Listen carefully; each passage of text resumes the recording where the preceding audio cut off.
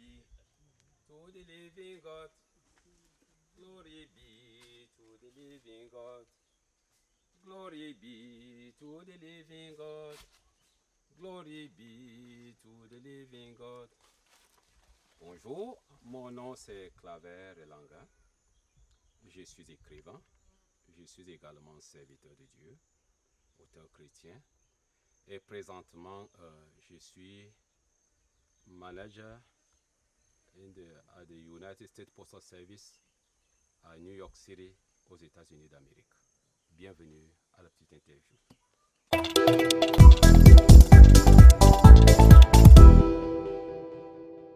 Claver Elanga, l'écriture, vos résultats ou un moyen de perpétrer la tradition? Oui, cette question renvoie à mes origines. Quelles sont mes motivations pour devenir écrivain? Cela date depuis ma tendre enfance. Lorsque j'étais plus jeune, pour commencer, j'ai grandi dans une famille pauvre. Mon père, mes parents étaient aussi pauvres que l'on peut l'être. Donc, j'ai pas connu les cadeaux de fin d'année et autres. Donc, j'ai pas connu beaucoup de plaisir, des jouets. Il ne me restait un seul plaisir, lire. Alors, j'avais une certaine addiction vis-à-vis de la lecture, les romans dessinés, les bandes dessinées, romans photos, espionnage, collection, aventure, tout ça, politique et autres. Donc, je lisais beaucoup. Et puis, en lisant, je me suis senti capable d'occulter sur certains événements en lisant, en tenant un livre en main. C'était mon plaisir. C'est à ce moment les jeux vidéo et autres que les jeunes ont aujourd'hui n'existaient pas. Alors j'ai commencé à penser que je peux aussi glosser quelque chose. Je peux tenter d'écrire quelque chose. Ça, c'est initialement comment est-ce que l'idée, la pensée d'écrire m'était arrivée. Mais le désir d'écrire s'est renforcé du fait que lorsque mon oncle était mort, j'avais un oncle qui était écrivain, Sauteur Azombo. Il était prêtre, il était PhD et il était écrivain.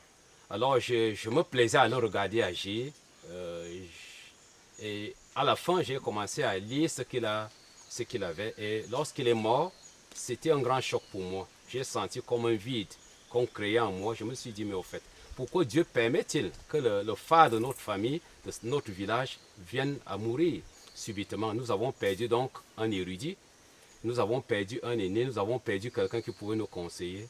Et je me suis surpris dans mes larmes en train de demander à Dieu, donne-moi une double portion de son esprit. Exutoire alors, vous êtes parti de la métaphysique et de la géopolitique à la romance. Comment s'est fait la transition?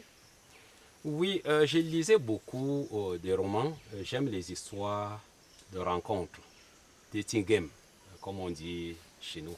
Dating game, les histoires de rencontres, lorsque vous voyez un couple. Je me plais toujours. Vous savez, je suis psychologue de formation. J'ai été professeur de psychologie et c'est ça que je fais aux États-Unis. Pour vous situer un tout petit peu, je forme les jeunes administrateurs aux États-Unis, à United States Postal Service. Je suis en charge de former les jeunes administrateurs qui viennent d'entrer dans la carrière pour leur montrer comment est-ce qu'ils peuvent conduire, diriger les hommes. Donc, je suis psychologue et le psychologue se plaît toujours à regarder les autres agir pour comprendre aussi comment ils font, ce qu'ils font, mais aussi pourquoi ils le font, pourquoi ils agissent de cette manière. Alors, en psychologue, j'ai commencé par les livres qui s'apparentent à la philosophie et à la psychologie. Et puis, je me suis retrouvé dans le roman parce que j'aimais voir les histoires de rencontres, voir comment les hommes se sont rencontrés, comment monsieur a rencontré madame, quelles étaient les circonstances. C'est ce que je lisais dans les romans dans mon enfance. Ça me plaisait beaucoup et puis j'ai commencé à écrire. Avant que je ne devienne chrétien, j'aimais le jeu de séduction. J'aimais ce jeu-là, essayer d'avoir beaucoup de femmes autour. On faisait même le palmarès. Donc, ceux qui me connaissent, ils savaient que j'aimais beaucoup ce genre de jeu et puis tout ça. J'ai commencé à mettre ça par écrit, non seulement pour révéler aux jeunes les erreurs qu'ils pourraient commettre et qui pourraient compromettre leur vie, parce que je souffre de des maladies sexuellement transmissibles, des choses que j'ai connues, tout cela. Ce qui fait que quand je vois un jeune qui se livre à la même vie, j'ai tendance à lui dire, mais est-ce que tu sais que j'ai fait ça et puis voici comment, voici le résultat, voilà comment vous pouvez éviter. Et puis lorsque je vois des jeunes qui ont des difficultés à trouver l'âme sœur, à se marier, j'ai dit, mais tu cherches, c'est comme si tu voulais pêcher du poisson dans un poulailler, tu ne t'en sortiras pas. You are looking at the wrong place. C'est comme ça, là où les choses ne sont pas. Bon, il y a ça, et il y a également, de nos jours, les hommes sont arrivés à la conviction qu'on ne peut plus rester plus jusqu'à un certain âge. Dans mon roman, j'ai même créé un personnage, une jeune fille, une américaine, qui est encore pure. À 26 ans, elle était encore vierge, parce que c'est possible de nos jours. Bon, j'ai montré les circonstances dans lesquelles cela se fait. J'ai aussi montré les cas de déception parce que la vie n'est pas linéaire. Nous commettons chaque jour des erreurs. Alors j'ai voulu montrer que personne n'est plus. Lorsque vous évoluez au cours de votre existence, c'est ça, vous êtes comme une traînée de poudre. Vous faites des erreurs, c'est une somme d'erreurs, des coups bas, des hauts et des bas. C'est ça, la vie est fructueuse, elle n'est pas linéaire, elle est fluctuante. Et c'est un peu comme ça. C'est tout cela que j'ai décrit dans mes ouvrages. J'ai pensé qu'un roman pourrait mieux satisfaire à la raison. La nature, Ça tourne. qu'est-ce que celle-ci vous rapporte? L'homme vit avec sa nature. Vous savez, Moscovici disait que même isolé, on n'est jamais seul.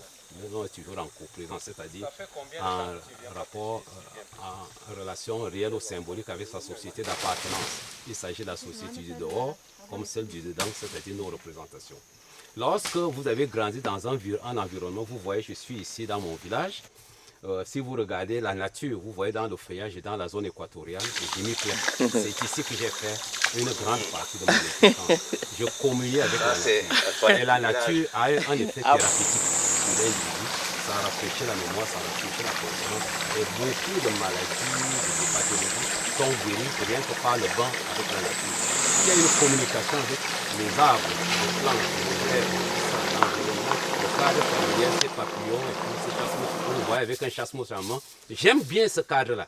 Pousser la voiture dans les roues boueuses du village, manger du porc et puis qui a été pris au piège, oui, manger du poisson d'eau douce qu'on a pris dans la pêche traditionnelle et autres. C'est tout cela qui fait l'originalité de chez nous et ça, il fait bon chez nous.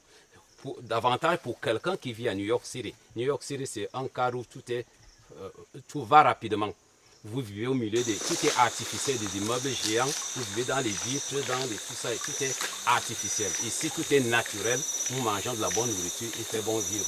Et vous allez voir que dans les grandes cités, les grandes métropoles, on a toujours tendance à créer des parcs. Si vous allez à New York City, où je vis, vous allez voir on crée des forêts artificielles, on crée une petite forêt, on dit personne ne peut mettre la machette là et tout ça, on crée des petites, on essaie d'imiter la nature et vous allez voir, ça draine des foules, des gens qui vont en pique-nique, qui vont s'asseoir avec leur famille pour renouer ce bain avec la nature. La nature a un effet thérapeutique et ça facilite l'inspiration.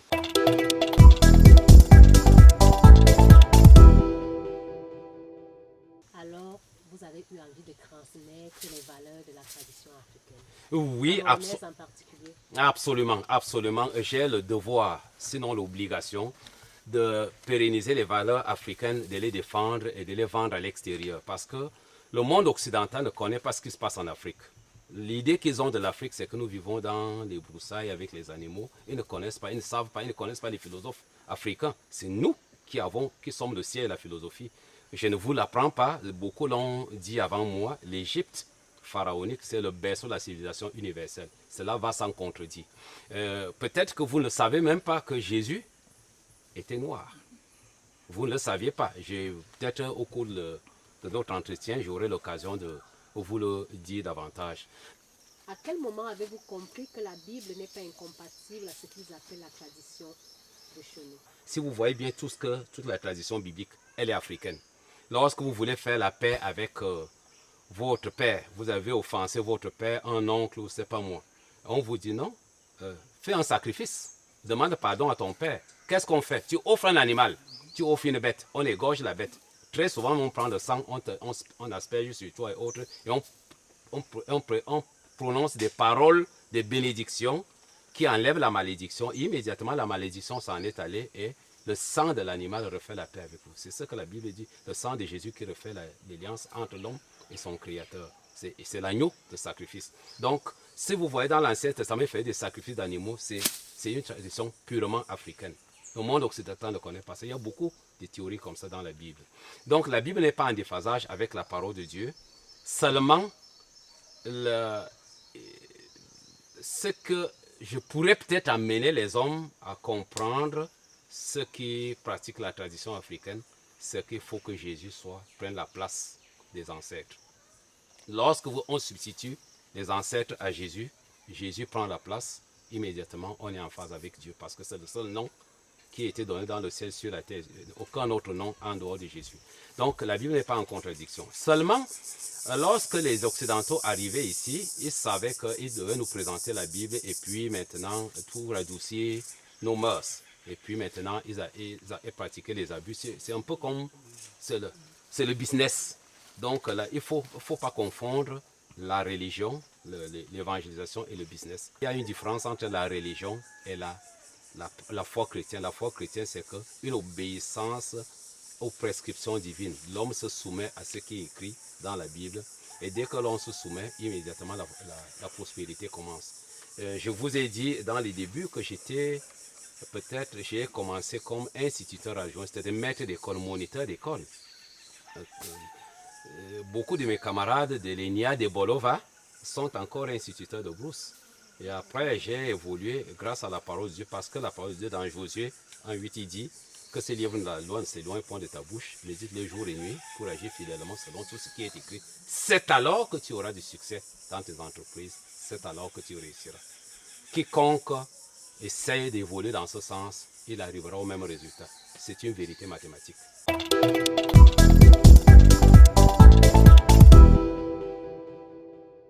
Et si je vous disais vers la haute société, que me répondez-vous? Il s'agit ici du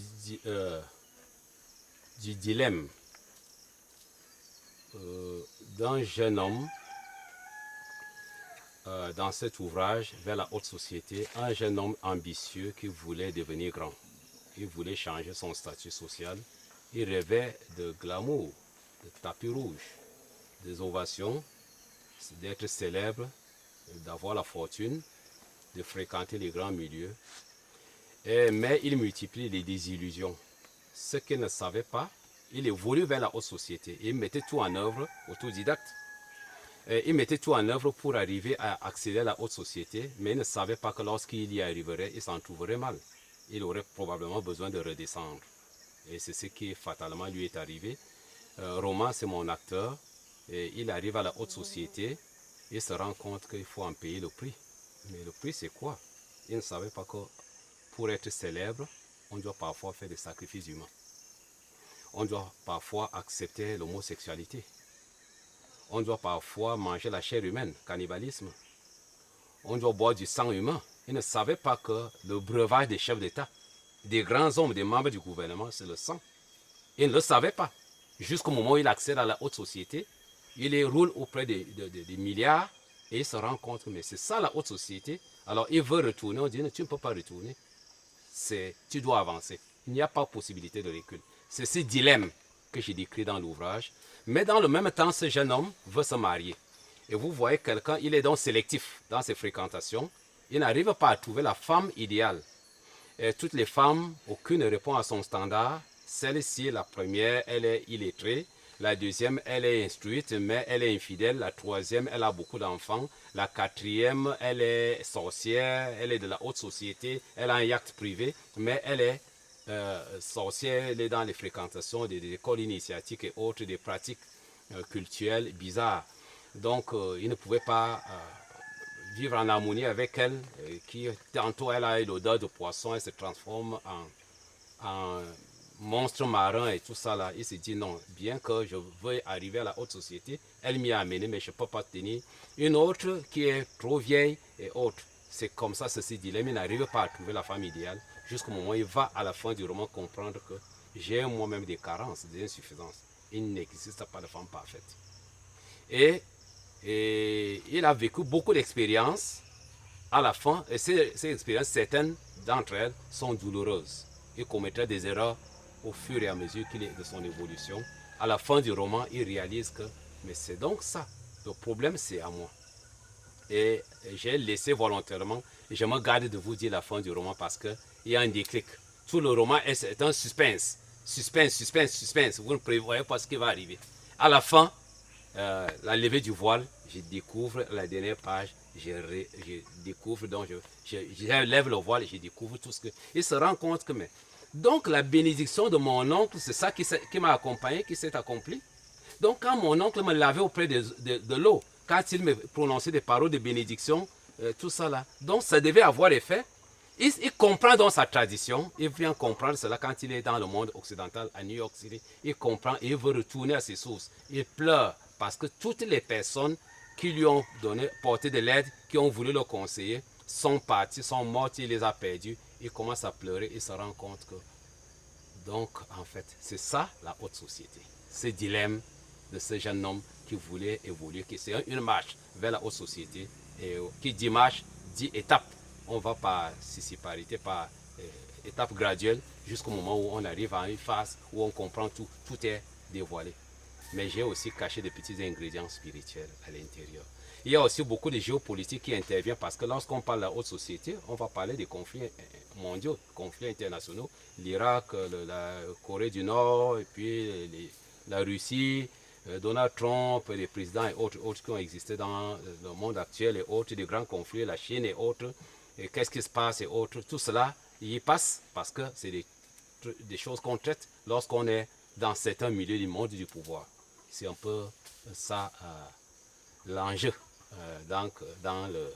vers la haute société.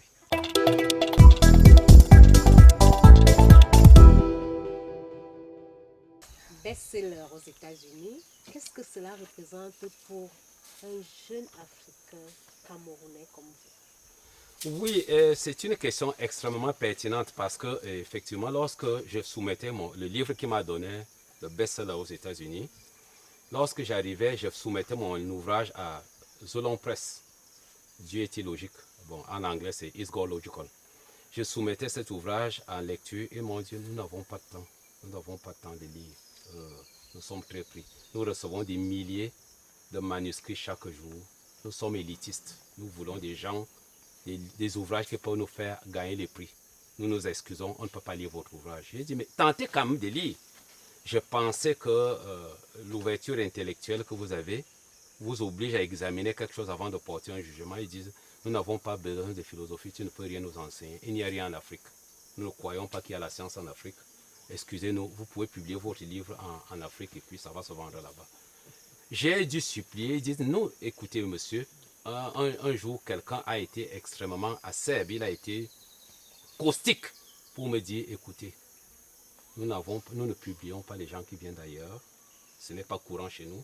Deuxièmement, nous ne croyons pas que vous avez vos petites universités, vos semblants d'universités là-bas, vous connaissez la science. Nous voulons des choses qui ont une certaine efficience scientifique, un certain niveau. Et nous payons nos lecteurs privilégiés. Et nous payons $300 l'heure à quelqu'un pour examiner votre livre. Nous n'avons pas ce temps-là. J'ai dit, et qu'arriverait-il si je paye les $300? Il dit, mais on doit donner à 3 auteurs, à 3 lecteurs. Ça veut dire $900. J'ai dit, je peux payer. Vous pouvez payer, ok? Bon, ils vont lire pendant le week-end. On n'a pas de temps pour ça. Ils vont lire votre livre en privé. Et lorsque ils ont lu le premier qui a lu mon ouvrage, c'était en Spanish. Il dit, mais non, ça c'est un très grand ouvrage. Et il a reporté la situation, a donné le compte rendu à la directrice de la maison d'édition, qui a dit, c'est parce qu'on vous a payé de l'argent que tu as apprécié son ouvrage. Je ne crois pas à ça. Rien ne peut venir d'un Africain. Et on a donné l'ouvrage à une jeune fille, une blanche cette fois-ci. C'était plus en Spanish. Elle n'a pas lu 2 heures de temps. Elle m'a appelé, elle me dit, mais vous êtes sûr que c'est vous qui avez écrit ce livre? J'ai dit, malheureusement, c'est moi. Fatalement, c'est moi qui l'ai écrit. Elle dit, mais alors si vous avez écrit, ça veut dire que vous êtes un érudit. Je ne sais pas comment est-ce que vous pouvez. Après, maintenant, elle a aussi rendu compte. Et c'est là que la directrice de la maison d'édition a dit, je ne peux pas croire à ce que vous dites, sauf si je lis moi-même l'ouvrage. Elle n'a pas l'habitude de lire, mais elle a lu. Après avoir parcouru l'ouvrage, elle n'a pas fait 1 heure de temps. Elle m'a appelé, elle me dit, qu'est-ce qui s'est passé, tel événement, à tel point, pour vérifier que c'est moi. Il dit, vous n'êtes pas sûr que vous avez copié quelque chose de quelqu'un? J'ai dit, mais non. Si vous voyez les scénarios, tout se passe. Je vous ai décrit. Elle dit, c'est le plus grand ouvrage que j'aurais publié dans les 5 dernières années. Je ne doute pas qu'il gagnerait un prix. Et après, lorsque le prix est arrivé, c'est en 2012. Lorsque, un an plus tard, je ne sais pas, 2 ans plus tard, le livre était allé en compétition, on excluait, dès qu'on commence à lire, on dit ça de la philosophie. Je ne savais pas que c'était un livre chrétien. Jusqu'au moment où c'est allé à The Right Track. Quand c'est arrivé là où ça devait aller, à un moment donné, et elle m'a annoncé, elle m'a appelé, dit, je n'ai pas l'habitude de communiquer avec les auteurs. J'étais fatigué. Elle me dit, I want to take a time to congratulate you because you just won the best selling prize. On m'a donné une médaille or. Et vous pouvez imaginer quand c'est un Africain qui reçoit ça, elle dit, je me répands d'avoir sous-estimé vos travaux. Et le jour où, vous avez dit, en tant qu'Africain, le jour où on me donnait le prix, les Américains n'ont pas beaucoup aimé. Ce geste-là, cette scène-là, j'ai demandé qu'on fasse flotter le drapeau camerounais. Pour dire que cette science, la science, je l'ai apprise au Cameroun. C'est dans l'université Yaoundé 1. Ce n'est pas à Oxford, ce n'est pas à Harvard. C'est aux États, en Afrique. Ça veut dire que nous avons la science. Claver Elanga, oui. Un long parcours. Alors, si on vous disait dans 20 ans, comment vous vous voyez? Oui, je suis en train de préparer un ouvrage. J'ai déjà commencé à écrire ce livre. Je suis déjà en mi-parcours. Je l'ai intitulé Précis de psychologie. Je voudrais, lorsque j'enseignais la psychologie dans les écoles normales, j'ai constaté que pour donner mon cours, je devais piquer sur 10, 5, 10, 20 livres, 20 ouvrages de psychologie pour pouvoir ficeler. Et l'autre professeur n'avait pas le même programme, qui avait le même programme, mais il utilisait d'autres livres. Nous n'avions pas les mêmes ouvrages. On ne peut donc pas donner la même connaissance. La plateforme pédagogique ne peut pas être efficiente. J'ai donc pensé qu'il fallait que je fasse un livre de psychologie qui englobe tous les ouvrages de psychologie. Ce sera la Bible de psychologie, précis de psychologie pour l'éducateur. Je voudrais que ces livres sortent, mais je l'ai mis en berne pour attendre. J'ai une thèse que je suis en train de soutenir d'ici quelques mois. Dès qu'il finit cette thèse-là, je peux donc sortir le livre. Il est presque fini. Ça, c'est au niveau de la plume. Ça, c'est ce que je prévois immédiatement. Mais au-delà de ça, je suis en train, mon thème de recherche, je suis en train de vouloir créer un autre programme de formation des policiers américains. Parce que toutes les dérives, toutes les abus de la police américaine et tout ça, les bavures policières américaines, tout cela a un fondement narcissique. Parce qu'ils n'arrivent pas à contrôler les émotions. Je voudrais donc créer un module de formation des policiers aux États-Unis d'Amérique. Je suis déjà assez avancé parce que le maire de New York est déjà informé. Il m'a dit que c'est une bonne initiative. J'attends que vous remettiez la copie. Nous allons aussi voir d'abord au niveau de la ville de New York et puis voir si on peut répandre ça à travers les États-Unis d'Amérique. Je prie le Seigneur qui me permet de le réaliser avant de quitter la terre. Peut-être je me serai aussi immortalisé comme Cicéron, comme Karl Marx, comme Freud et tous les autres penseurs, ceux qui sont restés immortels sur la terre beaucoup d'années, des milliers d'années après leur départ, ont continué. Leur seul nom continue à animer les chaudières, les amphithéâtres. C'est mon rêve.